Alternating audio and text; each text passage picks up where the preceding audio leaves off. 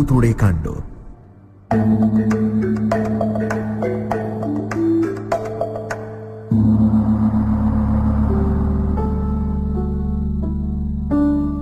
যে কাজ যুক্তি দিয়ে বোঝানো যায় না, কিংবা যে কাজ আশ্চর্যজনকভাবে ঘটে যায়, তাকে আমরা বলি ভুতুড়ে কাণ্ড। আবার ভূতেরা নিজে যে কাজ করে তাকে তো ভুতুড়ে কাণ্ড বলেই। আমাদের পরিবারে এমনই এক ভুতুড়ে কাণ্ড ঘটেছিল। পরীক্ষা দিয়ে মামার বাড়ি বেড়াতে গেছি। দিদিমা আর মামাদের আদরের সঙ্গে প্রচুর আম, জাম, জামরুল খাচ্ছি। তোফা আনন্দে সময় কাটাচ্ছি। 3 মামা। বড় মামা রেল অফিসে কাজ করতেন, বউ ছেলে মেয়ে নিয়ে শহরের বাসা বাড়িতে থাকতেন। মাসে একবার বাড়িতে আসতেন। তিনি মেজ মামাকে তারই অফিসে চাকরি করে দেওয়ার কথা বলেছিলেন, কিন্তু মেজ মামা রাজি নন। ছেলেবেলা থেকে মেজ মামা একটু আলাদা ধরনের, সব ব্যাপারেই বেপরোয়া। তিনি বলেছিলেন, চাকরি বাকরি আমার ধাতে পোষাবে না, আমি স্বাধীন ব্যবসা করব। তা মেজ মামা স্বাধীন ব্যবসাই শুরু করেছিলেন। 5 মাইল দূরের মাছের ভেড়ি থেকে মাছ কিনে গঞ্জের হাটে ব্যাপারীদের কাছে সেই মাছ বিক্রি করা। পরিশ্রমের কাজ, কিন্তু ভালো টাকাই হাতে থাকত। ছোট মামা কিছু করত না। মামাদের চাষবাসের জমি দেখত, আর অবসর সময়ে জাল দিয়ে পাখি ধরত, কাঠি দিয়ে খাঁচা তৈরি করত, আর তাতে পাখিগুলোকে রাখত। তবে বেশি দিন নয়, হঠাৎ একদিন খাঁচার দরজা খুলে সেই পাখিগুলোকে উড়িয়ে দিত। 1 নম্বরের খেয়ালি লোক। আমাদের গল্প অবশ্য মেজ মামাকে নিয়ে। গল্পই বা বলি কেন, একেবারে আমার চোখে দেখা ঘটনা। মেজ মামা খুব ভোরে উঠে সাইকেলে রওনা হয়ে যেতেন। খুব ভোরে, তখন ভালো করে আলোও ফুটত না। রাস্তাটা অনেকটা পাকা নয়, মানুষের পায়ে পায়ে চলা সরু একটু রেখা। বেশ কিছুটা যাবার পর ইউনিয়ন বোর্ডের পাকা রাস্তা। একদিন ভোরবেলায় আকাশ মেঘাচ্ছন্ন, থেকে থেকে বিদ্যুতের ঝিলিকার, মেঘের গর্জন। বোঝা যাচ্ছে একটু পরেই ঝড় জল শুরু হয়ে যাবে। মেঘের ডাকে আমিও ভোর ভোর উঠে পড়েছি। উঠে মেজ মামার যাওয়ার তোড়জোড় দেখছি। দিদিমা বললেন, ওরে, এই আবহাওয়ায় আজ না হয় নাই বেরোলি। আকাশের অবস্থা ভালো নয় যে, এখনই ঝড় তুফান উঠছে। ঝড়কে দিদিমা তুফান বলতেন। মেজ মামা হাসলেন, তাহলে তো বর্ষাকালে বাড়ির বাইরেই যাওয়া যাবে না। আমার কাছে বর্ষাতি আছে, কোনো অসুবিধা হবে না। মেজ মামা যখন বের হলেন, তখন ফোঁটা ফোঁটা বৃষ্টি আরম্ভ হয়েছে। বাতাসও বেশ জোর। আধ ঘন্টার মধ্যে দারুণ ঝড় উঠল। চারদিক অন্ধকার, বাজির শব্দে কান পাতা দেয়, সেই সঙ্গে তুমুল বর্ষণ। এধারে ওধারে বড় বড় গাছ মড়মড় করে ভেঙে পড়ল, কি বাড়ির চালা উড়ে গেল, ধসে পড়ল মাটির দেয়াল। দিদিমার কথাই ঠিক, তুফানই বটে। আমি জানলার ধারে চুপচাপ বসে প্রকৃতির এই তাণ্ডব দেখছি। একটু পরেই দিদিমা এসে আমার পাশে বসলেন। বসেই আক্ষেপ করতে লাগলেন, এই দুর্যোগে বাড়ির কুকুর বেড়াল বাইরে বের হয় না, আর এত বারণ করা সত্ত্বেও ছেলেটা আমার রাস্তায় বের হলো রে।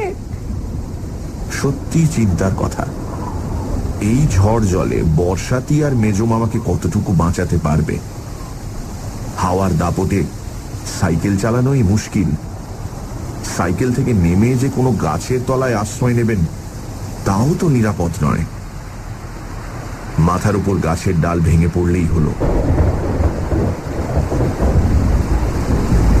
সন্ধে পর্যন্ত একটানা ঝড় বৃষ্টি চলল। দিদিমা খাওয়া দাওয়া ছেড়ে বিছানা নিলেন, আর তারপর মেজ মামার নাম করে অঝরে কান্না। ওরে, তুই আমার কথা শুনলি না, তুই চলে গেলি, তুই আমার কথাটা শুনলি না কেন রে? সেই মেজ মামা ফিরলেন রাত 8টা নাগাদ। সাইকেল নেই, হেঁটেই এসেছেন।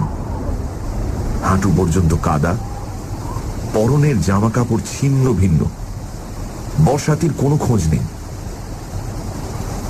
দিদিমা মেজ মামাকে চাপটে ধরলেন, কিছুতেই ছাড়বেন না। আর শুধুই কি চাপটে ধরা, ভেউ ভেউ করে কান্না। আয় বাবা, কোথায় ছিলে এতক্ষণ? মেজ মামা বিরক্ত হয়ে বললেন, সরো, আরে জাপটা জাপটি আমার ভালো লাগে না।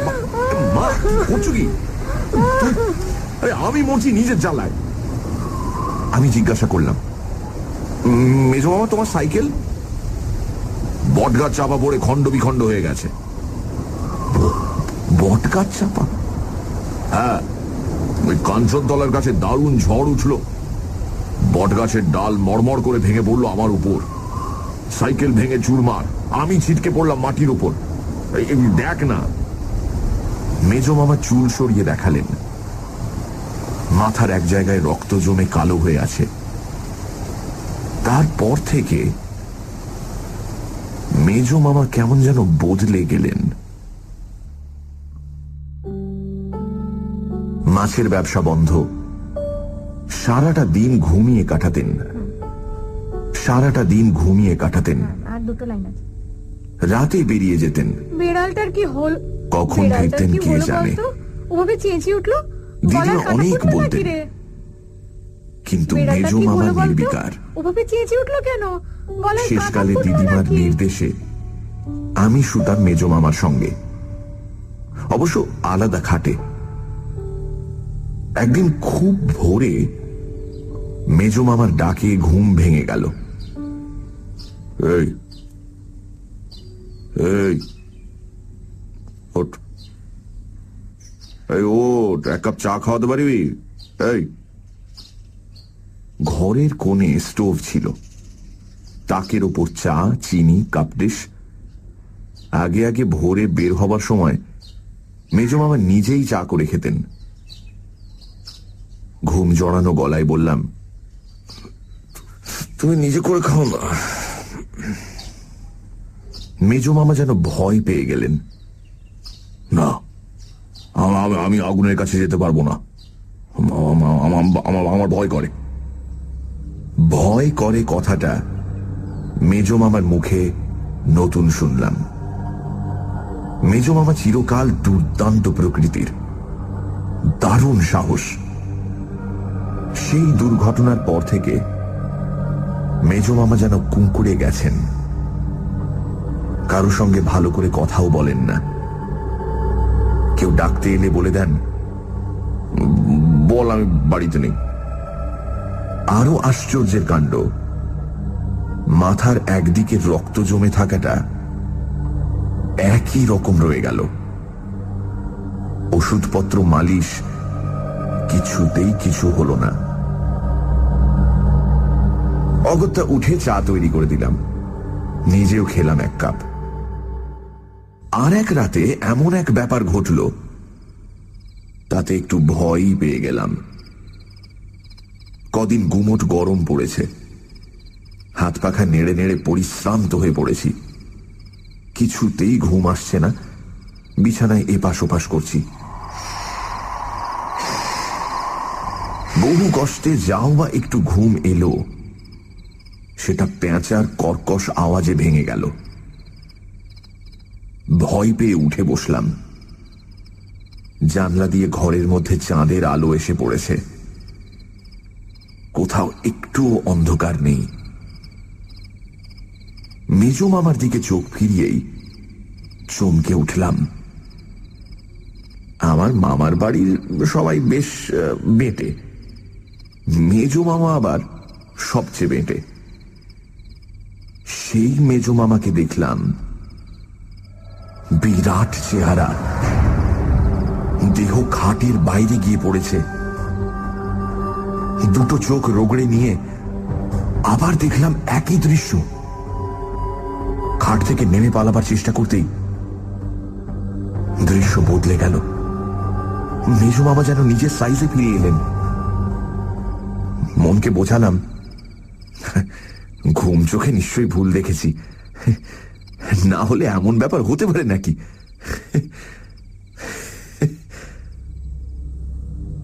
এ কথা কাউকে কোনোদিন বলিনি, জানি কেউ বিশ্বাস করবে না।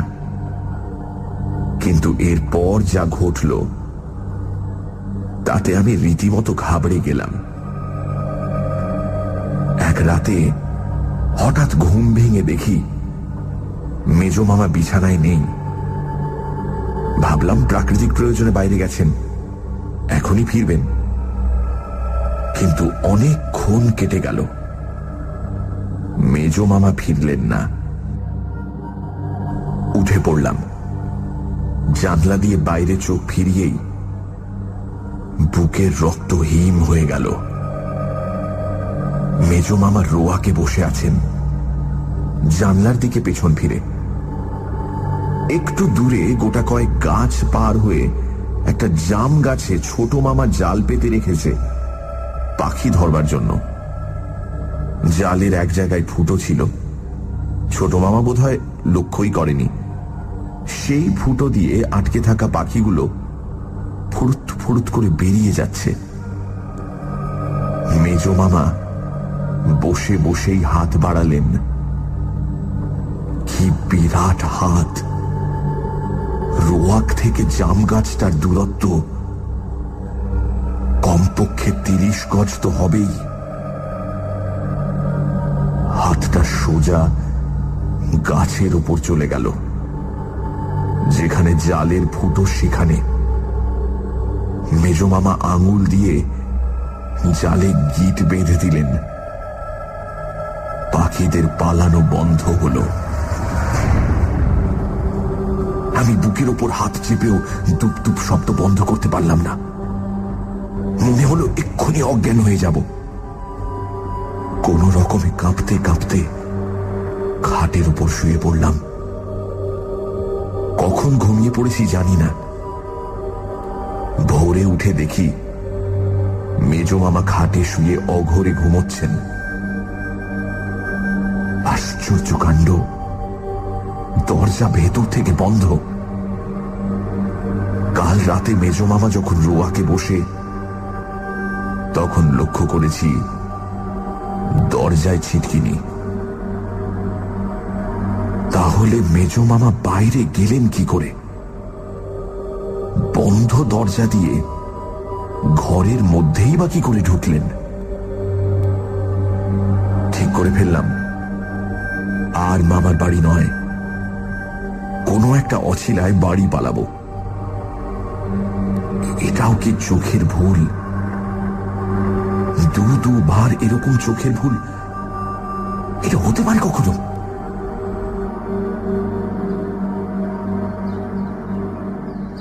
দুপুরবেলা কিন্তু মত বদলে গেল। ছোট মামা জালে আটকানো পাখিগুলো নিয়ে খাঁচায় পুড়ছিল। আমি তাই বসে বসে দেখছিলাম। মেজো মামাও বসেছিলেন। বেশিরভাগই ওই মুনিয়া আর টুনটুনি পাখি। একটা শুধু বড় আকারের টিয়া, গাঢ় সবুজ রং, লাল চোখ, কিছুতেই ধরা দেবে না। ছোট মামার হাতে ঠুকরে রক্ত বের করে দিল। আমি তো তখন দেখছিলামই, আরো একটা জিনিস লক্ষ্য করছিলাম। আর চোখে দেখছিলাম উঠোনে মেজো মামার ছায়া পড়েছে কিনা, আর তার পায়ের আঙুলগুলো উল্টো দিকে কিনা। দেখে হাঁপ ছেড়ে বাঁচলাম। উঠোনের ওপর মেজো মামার রীতিমতো ছায়া পড়েছে, আর তার পায়ের আঙুলগুলো একেবারে স্বাভাবিক। তার মানে রাতে নিশ্চয়ই আমি বিদঘুটে স্বপ্ন দেখেছি। ওই পেট গরম হলে যা হয়, পেট ঠান্ডা করার জন্য রোজ সকালে একটা করে ডাব খেতে হবে। আর তার সঙ্গে বাড়ি ফিরে যাওয়ার বিপদও আছে। এখানে তো দিব্যি হেসে খেলে বেড়াচ্ছি, আর ওখানে বাবা রোজ 5 পাতা হাতের লেখা আর 10টা অঙ্ক কষাবে।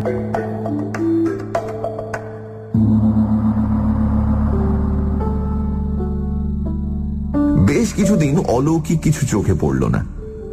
বুঝতে পারলাম নিজের ভয়ের বিকৃত রূপটাই আমি দেখেছি। মেজো মামা যে মাছের ব্যবসা ছেড়ে দিয়েছেন, তাতে দিদিমা খুব খুশি। তার দুশ্চিন্তার অবসান হয়েছে। কিন্তু আমি ভাবি, মেজ মামার চলবে কি করে? একদিন জিজ্ঞাসাই করে ফেললাম, হ্যাঁ মেজ মামা, এই তুমি যে মাছের ব্যবসা ছেড়ে দিলে, কি হবে? মেজ মামা চুল আঁচড়াচ্ছিলেন। ফিরে বললেন, কেন, তোর অসুবিধাটা কি হচ্ছে? মুশকিলে পড়ে গেলাম। সামনে গিয়ে বললাম, না অসুবিধা আর কি, আগে তুমি মাঝে মাঝে বড় বড় মাছ আনতে। আমাকে থামিয়ে দিয়ে মেজ মামা বললেন, ও এই কথা, তোকে আজই বড় মাছ খাওয়াচ্ছি। মেজ মামা বেরিয়ে গেলেন আর ফিরলেন হাতে একটা প্রকাণ্ড রুই মাছ নিয়ে। আমি তো অবাক। আচ্ছা মেজ মামা, এর মধ্যে এত বড় মাছ পেলে কোথায়? মেজ মামা হাসলেন, একজন জেলের সঙ্গে দেখা হয়ে গেল, মাছের ঝুড়ি নিয়ে হাটে যাচ্ছিল, আমার তো সবাই চেনা, বলতেই দিয়ে দিল। দিদিমার আনন্দ আর ধরে না, বঁটি নিয়ে এসেই মাছ কুটতে বসলেন। আমি কাছে দাঁড়িয়ে রইলাম। রোজ ছাইরঙা একটা উটকো বেড়াল এ বাড়িতে আসতো খাবারের সন্ধানে। সেদিনও সে এসে হাজির। বঁটির পাশে আঁশের স্তূপ। বেড়ালটা এগিয়ে এসে আঁশে মুখ দিয়েই বিকট স্বরে ম্যাও করে উঠল। অস্বাভাবিক স্বর, কেউ যেন তার গলা টিপে ধরেছে। তারপর ল্যাজটা খাড়া করে সোজা পাঁচিলের উপরে গিয়ে উঠল। দিদিমাও ব্যাপারটা লক্ষ্য করছিলেন। তিনি বললেন, বেড়ালটা কি হলো বলতো? ওভাবে চেঁচিয়ে উঠলো কেন? গলার কাঁটা ফুটলো নাকি? কিন্তু আমি স্পষ্ট দেখেছি বেড়ালটা একটা আঁশও মুখে তোলেনি। খাওয়া তো দূরের কথা, কেবল শুঁকেই ওই রকম চিৎকার করে উঠল। গোটা ব্যাপারটা কেমন যেন অদ্ভুত মনে হয়েছিল। এমনকি দিদিমা যখন একটা কলা পাতায় বড় মাছের টুকরো ভেঙে আমায় খেতে ডাকলেন, তখন একটু ইতস্ততই করেছিলাম। তারপর মনে সাহস এনে মাছের টুকরো মুখে দিয়ে আশ্বস্ত হয়েছিলাম, না, কোনো গোলমেলে ব্যাপার নেই, দিব্যি সুস্বাদু মাছ। কত অল্পেতে আমরা ভয় পেয়ে যাই। বেড়ালটার ওভাবে চিৎকার করে ওঠার হাজার কারণ থাকতে পারে, তবে সেদিন থেকে বেড়ালটাকে আর ধারে কাছে দেখতে পেলাম না। বোধহয় অন্য কোনো বাড়িতে আস্তানা গেড়েছে। এতদিন কথাটা দিদিমা কিংবা ছোট মামাকে বলিনি, কারণ প্রথমত সব ব্যাপারটা নিজেই ঠিক বিশ্বাস করে উঠতে পারিনি। হয়তো আমারই চোখের ভুল, কিংবা ভয়ের ছায়াটা রূপ ধরে আমার সামনে এসে দাঁড়িয়েছিল। দ্বিতীয়ত, প্রয়োজন হলে এই অলৌকিক কাণ্ড যে কাউকে দেখাতে পারবো এমন সম্ভাবনাও কম। তাছাড়া দিদিমাকে নিজের ছেলের সম্বন্ধে কি করে এসব কথা বলি? তবে আমি মনে মনে ঠিক করে রেখেছিলাম, আর একবার এরকম বিভৎস দৃশ্য চোখে পড়লেই মামার বাড়ি ছেড়ে পালাবো। এখানে আদর যত্নের লোভে তো আর বেঘরে প্রাণ দিতে পারি না। তারপর বেশ কিছুদিন সব স্বাভাবিক, কোথাও কোনো গোলমাল হলো না। মেজ মামা অবশ্য মাছের ব্যবসায় আর গেলেন না, বাড়িতেও বিশেষ থাকতেন না, কোথায় কোথায় ঘুরে বেড়াতেন কে জানে। দিদিমা জিজ্ঞাসা করলে বলতেন, একটা কিছু করবার চেষ্টায় আছি, কতদিন আর চুপচাপ বসে থাকব। তারপরই অঘটন ঘটল। মাঝরাতে বাথরুমে যাবার প্রয়োজনে বাইরে বেরিয়ে দেখি ছোট মামা রোয়াকের এক কোণে দাঁড়িয়ে, একেবারে পাথরের মূর্তির মতন নিস্পন্দ, নিশ্চল। আমি কাছে যেতেই আঙুল দিয়ে বাগানের দিকে দেখালো, আর তারপর আমি যা দেখলাম তাতে আমার মাথা ঘুরে গেল। একটা গাছের ডালে মেজো মামা পা ঝুলিয়ে বসে। মেজো মামা মানে মুখটা মেজো মামার, কিন্তু দেহটা বিরাট। মাথাটা প্রায় গাছের মগডালে ঠেকেছে, পা দুটো মাটির অল্প ওপরে। কি সব খেয়ে খেয়ে বাগানের মধ্যে ছুঁড়ে ফেলছেন। একটা ছিটকে এসে রোয়াকের উপর পড়তে নিচু হয়ে দেখেই চমকে উঠলাম। রক্ত মাখা হাড়ের টুকরো। সমস্ত শরীর থরথর করে কেঁপে উঠল। মনে হলো এক্ষুনি বুঝি অজ্ঞান হয়ে লুটিয়ে পড়ব। ছোট মামা আমার অবস্থাটা বুঝতে পেরে আমার হাতটা শক্ত করে ধরে ঘরের মধ্যে নিয়ে এসেছিল। তারপর দিন 15 কি হয়েছে আমি জানি না। দারুণ জ্বরে আমি প্রায় বেহুঁশ। দিদিমা চেয়েছিলেন আমার বাবাকে খবর দিতে, কিন্তু ছোট মামা অনেক বুঝিয়ে তাকে নিরস্ত করেছিল। ছোট মামা বলেছিল, শুধু ভয় পেয়েই আমার এই জ্বর। ডাক্তারেরও তাই মত। এর মধ্যে বাবাকে টেনে নিয়ে এলে আসল ব্যাপারটা তাকে জানাতে হবে। স্বাভাবিকভাবেই কথাটা বাবা বিশ্বাস করবেন এটা আশা করা যায় না। অথচ তার পরের দিন সকালে দিদিমার পোষা ছাগলটা নিখোঁজ। খুঁজতে খুঁজতে বাগানের মধ্যে তার ছিন্ন মুন্ডটা পাওয়া গিয়েছিল। চারদিকে রক্ত মাখা যেসব হাড়ের টুকরো পাওয়া গেল, সেগুলো যে ছাগলেরই হাড় সে বিষয়ে কোনো সন্দেহ নেই। কিন্তু এমন কথা কি বিশ্বাস করবে, বিশেষ করে শহরের লোক? মেজো মামা নাকি আশ্চর্যভাবে শান্ত হয়ে গিয়েছিলেন। হাঁটুর উপর মাথাটা রেখে চুপচাপ বসে থাকতেন ঘরের মধ্যে।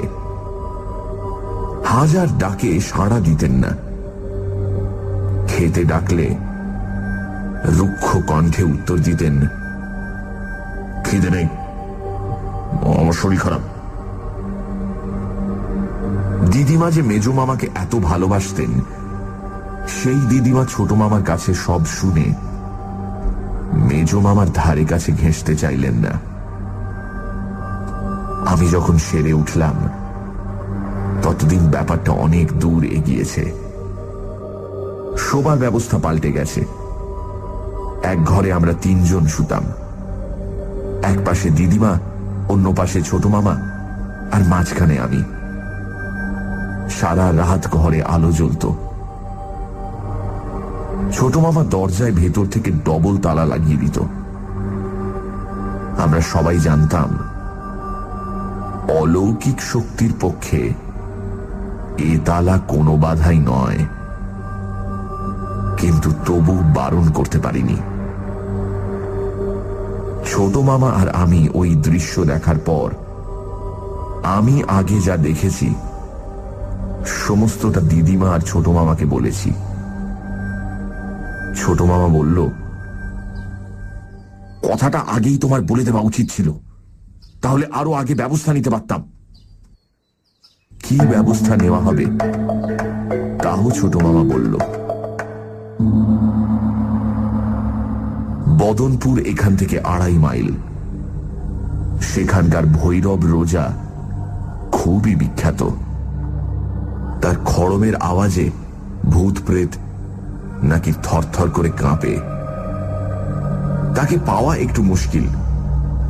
লোকের ডাকে প্রায় ভিঙ্গায় চলে যায়, আর দক্ষিণাও 1 মুঠো টাকা। দিদিমাকে ছোট মামা অনেক কষ্টে রাজি করালো। দিদিমা সব বুঝেও একটু ইতস্তত করলেন। হাজার হোক ছেলে তো। ছোট মামা বোঝালো, বেশ তো, ভৈরব রোজা এলেই সব বোঝা যাবে। খুব ভোরে ছোট মামা বেরিয়ে পড়ল। বদনপুরে ভৈরবকে যদি না পাওয়া যায় তাহলে অন্য গাঁ থেকে তাকে ধরে আনতে হবে। ছোট মামা যখন বের হয় তখন মেজ মামা বাড়ি ছিলেন না। আধ ঘন্টা পরে কোথা থেকে ফিরে এলেন। চেহারা দেখে মনে হলো অনেক দূর থেকে যেন ছুটতে ছুটতে আসছেন। হাঁটু পর্যন্ত কাদা, সারা দেহ ঘামে ভিজে গেছে। তাড়াতাড়ি আসতে গিয়ে ফতুয়াটা গাছের ডালে লেগে ছিঁড়ে গেছে। দিদিমা রোয়াকে বসে তরকারি কুটছিলেন, আর আমি পাশে বসেছিলাম। মেজ মামা সামনে এসে দাঁড়ালেন। ঠোঁটের দুপাশে ফেনা, লাল চোখ পাকিয়ে দিদিমাকে জিজ্ঞাসা করলেন, ছোনে কোথায় গেছে? ছোনে ছোট মামার ডাকনাম। আমার বুকের দুপদাপ শব্দ আমি স্পষ্ট শুনতে পেলাম। ভয় হলো অবশ হয়ে বঁটির উপর না পড়ে যাই। দিদিমা কাঁপা কাঁপা গলায় বললেন, ও নিজের কি একটা দরকারে বেরিয়েছে যে। নিজের দরকার না চাই। মেজ মামার দাঁত কিড়বিড় করে উত্তর দিলেন, ভয় তো নয়, সত্য।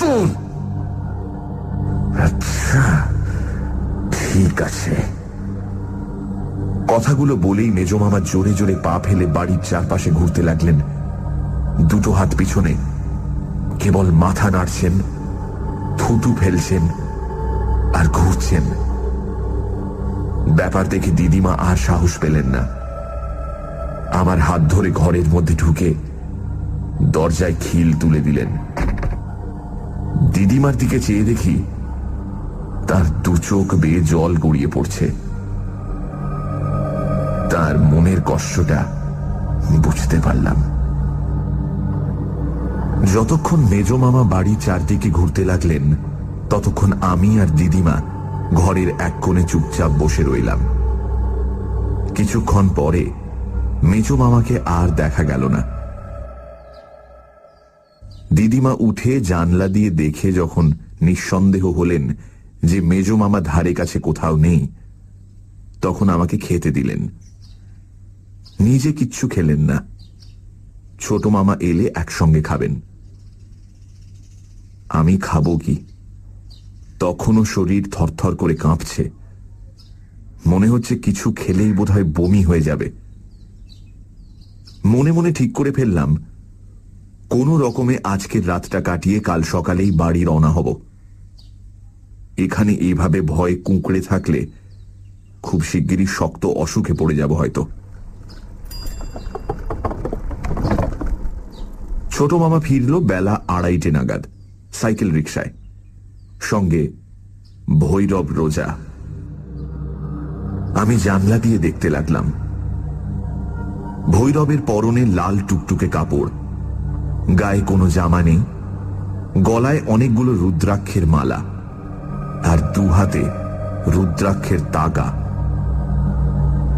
লাল দুটি চোখ, কপালে সিঁদুরের ফোঁটা, ঝাঁকড়া পাকা চুল কাঁধ পর্যন্ত এসে পড়েছে। ভৈরব নেমে ঢুকতে গিয়েই থমকে দাঁড়িয়ে পড়ল।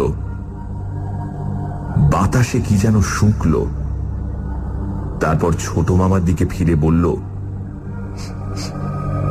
কেউ গৃহবন্ধন করেছে? ছোট মামা অবাক। গৃহবন্ধন কি? কেউ মন্ত্র পড়ে গৃহবন্ধন করে দেয়, তাতে এই গৃহের মধ্যে কোনো কাজকর্ম করলে তা ফল দেয় না। কিন্তু কে এ কাজ করবে? যাকে তাড়াতে চাও সেই করবে। কিন্তু তার পক্ষে তো কিছু জানা সম্ভব নয়। ছোট মামার কথায় ভৈরব খুব জোরে হেসে উঠল।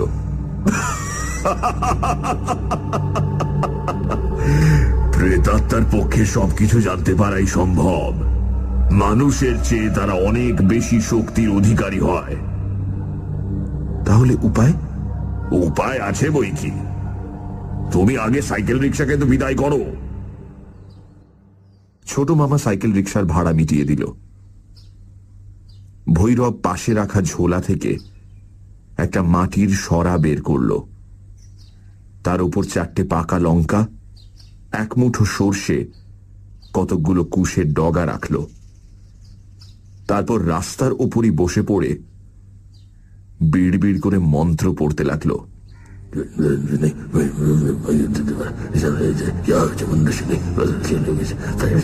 মন্ত্র পড়ার সঙ্গে সঙ্গে সেই লঙ্কা, সর্ষে আর কুশের ডগা আমাদের বাড়ির দিকে ছুঁড়তে লাগলো।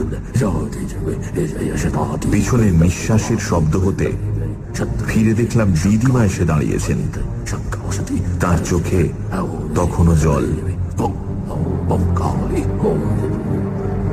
আধ ঘন্টা পরে ভৈরব উঠে দাঁড়ালো। ঠিক আছে, এবার বাড়ির মধ্যে চলো।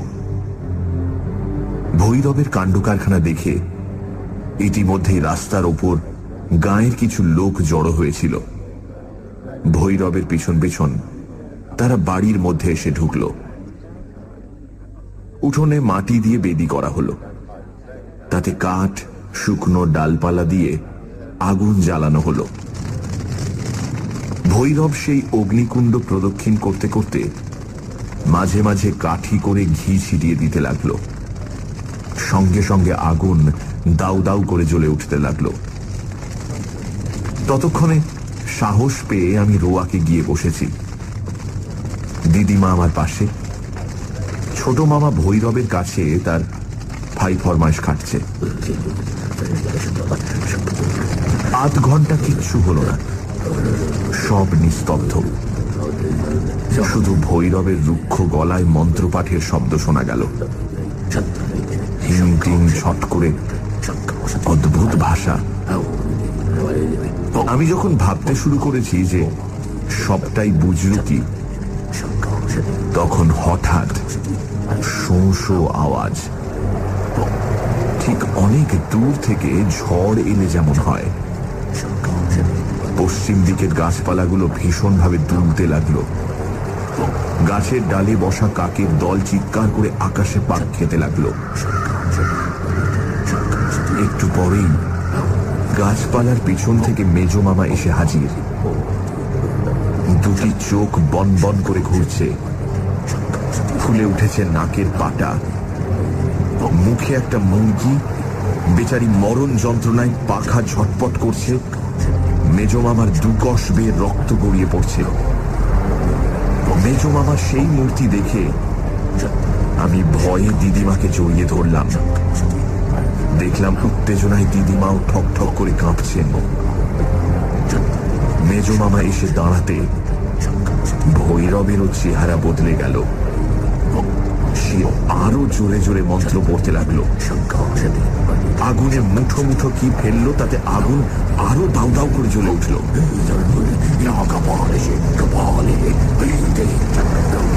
মেজো মামা এগোতে পারলেন না। গাব গাছের তলা পর্যন্ত এসে দাঁড়িয়ে পড়লেন। বিশ্রী ভাবে ভৈরবকে গালাগাল দিতে লাগলেন।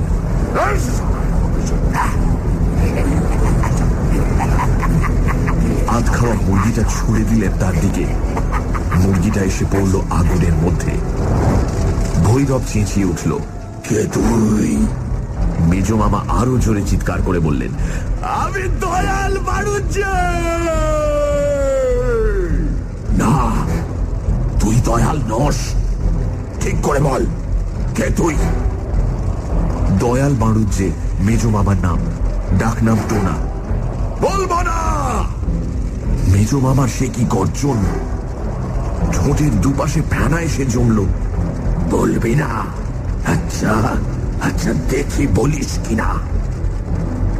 ভৈরব পাশে পড়ে থাকা ঝাঁটাটা তুলে নিয়ে ঘটের উপর মারতে লাগলো।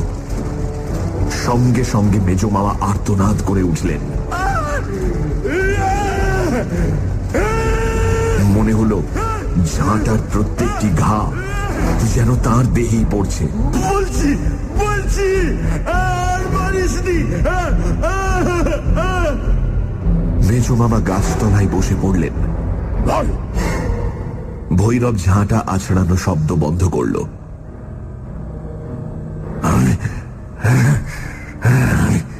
আমি মাহিন্দার ডোম। ভৈরব দিদিমার দিকে চোখ ফেরালো। আপনি চেনেন? এই মহিন্দার ডোমকে? দিদিমা একটু ভেবে নিয়ে বললেন,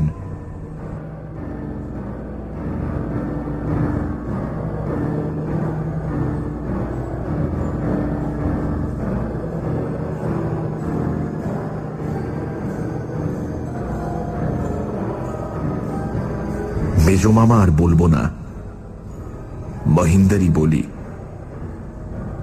মহিন্দার সব চুপচাপ শুনল। দিদিমার কথা শেষ হতে বলল,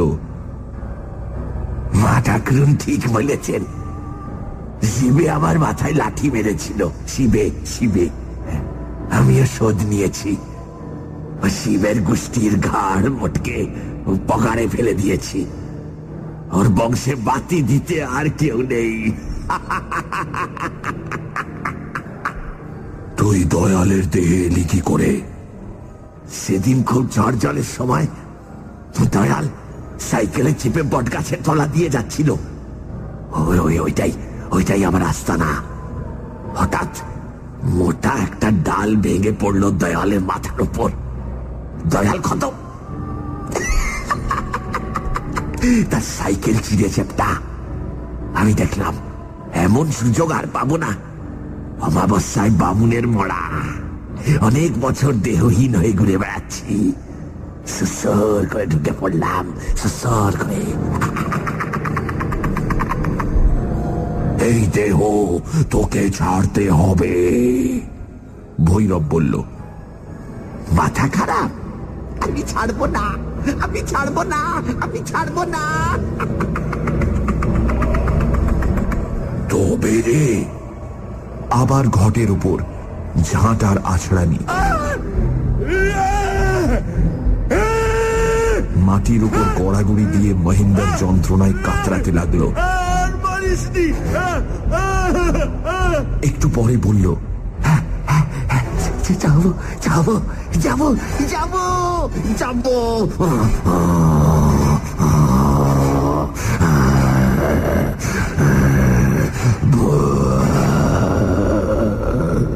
কি করে বুঝবো তুই গেছিস? কি করতে হবে, কি করতে হবে বলো, কি করতে হবে, কি করতে হবে? ভৈরব এদিক ওদিক দেখল। উঠোনের এক পাশে মরচে ধরা একটা বর্গা পড়েছিল। সেই দিকে আঙুল দেখিয়ে ভৈরব বলল, ওটা দাঁতে করে তুলে নিয়ে যেতে হবে।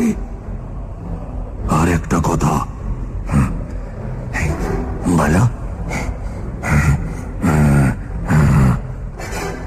গা থেকে 50 মাইল দূরে চলে যেতে হবে। ঠিক আছে, কাসন্দিপুরের শ্মশানে আস্তানা বাঁধবো। এদিকে আর আসবো না, আর আসবো না।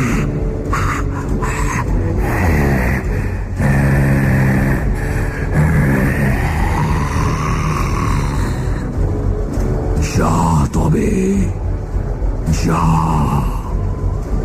লোহার ভারী বর্গা, যেটা তুলতে অন্তত 4 জন লোকের দরকার, সেটা মহিন্দার অবলীলাক্রমে দাঁতে করে তুলে নিল। আবার সেই ঝোড়ো হাওয়া।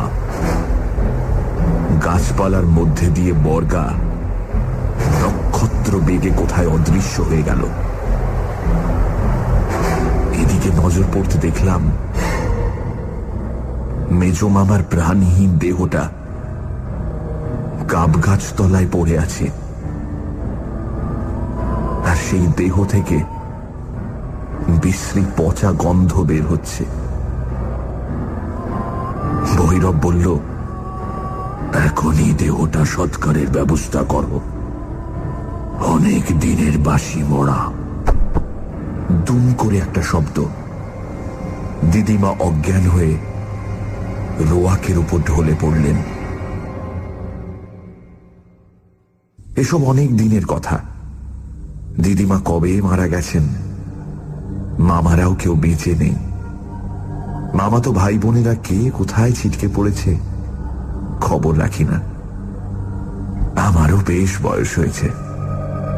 খুব ঝড় জল শুরু হলে ওইসব ঘটনা চোখের সামনে ভেসে ওঠে। মাঝে মাঝে মনে হয়, সত্যি কি এসব অবিশ্বাস্য ব্যাপার ঘটেছিল? কিন্তু চোখের সামনে দেখা সবকিছু অস্বীকারই বা করি কি করে?